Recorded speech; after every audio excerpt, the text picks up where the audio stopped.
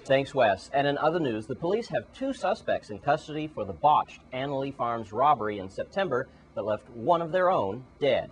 News Channel 8's Wes Small has the story. Thanks a lot, Jerome.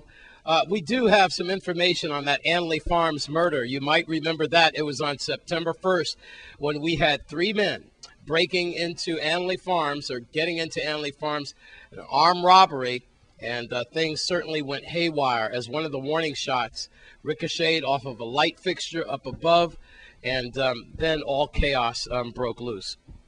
We do have two men in custody, both charged with the murder of 20-year-old Titus Janai. He was the one shot and killed in Estate Upper Love in Annalee Farms. You're watching some file footage now from that, exclusive footage.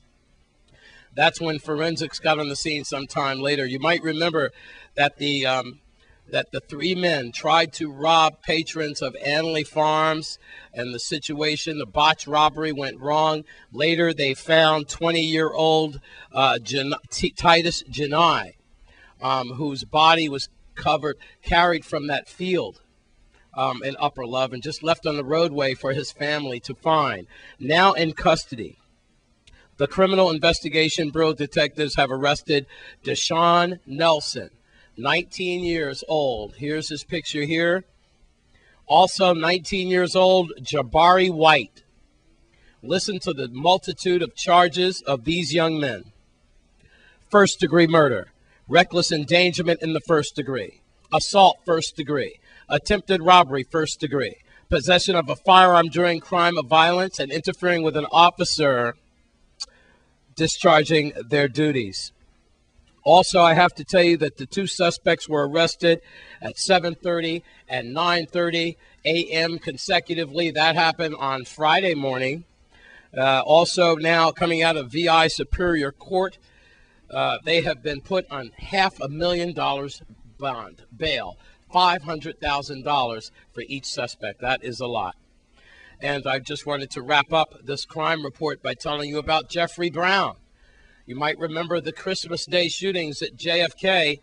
That left young 19-year-old Alan Burke dead and 35-year-old Kenyatta McIntosh dead. That trial has certainly gained a lot of notoriety over the past few months. You might remember that it was November 18th, this Wednesday, that Jeffrey Brown and also Louis Melendez, his brother-in-law, and Marcella Brown, the wife of Jeffrey, all were supposed to be sentenced on the 18th. News Channel 8 has learned that that sentencing is now postponed until a later date, that because of legal issues. So I will try to keep you posted on that. I'm Wes Small for News Channel 8. And on St. Thomas, they're investigating two robberies that occurred Saturday the 14th. Around 4:30 p.m., a 61-year-old man was walking in the Contant area when he was robbed by two masked men at gunpoint. They took his wallet, cash, and other personal items as well. The suspects were wearing all black. And in the Niagata area, a 48-year-old man was robbed at gunpoint as well. This incident happened in the Niagata area of St. Thomas. That's where two suspects robbed a security guard of his money and his company-issued gun.